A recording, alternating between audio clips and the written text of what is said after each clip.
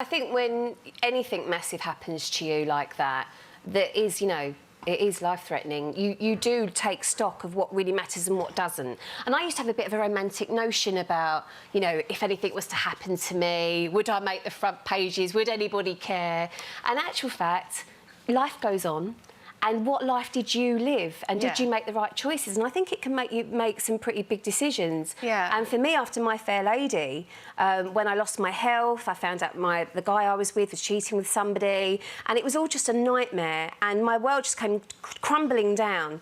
And I had to reassess my whole life and think about what really mattered. Did you think of giving up the whole sort of show business thing? I sort of thought about giving up the whole industry. I'd had rave reviews and then I had really bad reviews. I was really unwell and I just thought, this isn't worth it. And what did you do? Did you go away? Or? I went away. I saw my 2 fabulous gay friends in Spain.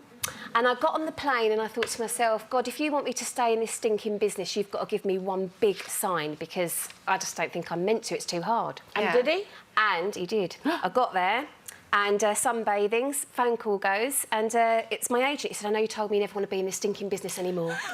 But we've had a phone call from Richard Curtis, and it's about a film with Hugh Grant. And I just looked, I put the phone down, and I went, God, you don't muck around, do you? How quick was that? That's good. I could not believe it. I tried to do negotiations. I tried to do negotiations like that since it didn't work.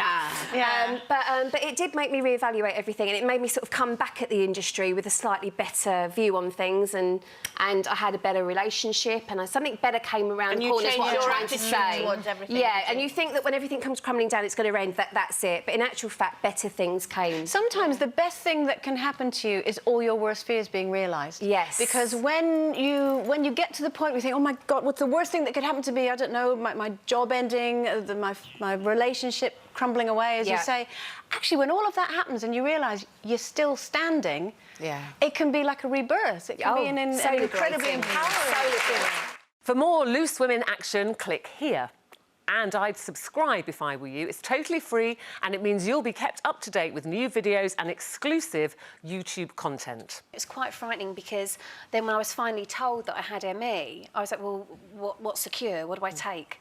And they said, well, we don't know. We don't know how we cure this. And it's the most awful illness. People just think that you're just tired, and people think you're just lazy. For people who don't know what ME is, how would you describe it? I would describe it personally, because there's a lot of people out there that get very ferocious about what it is, but personally for me, I feel like it's kind of a malfunction of your body. It's almost like a virus in a computer.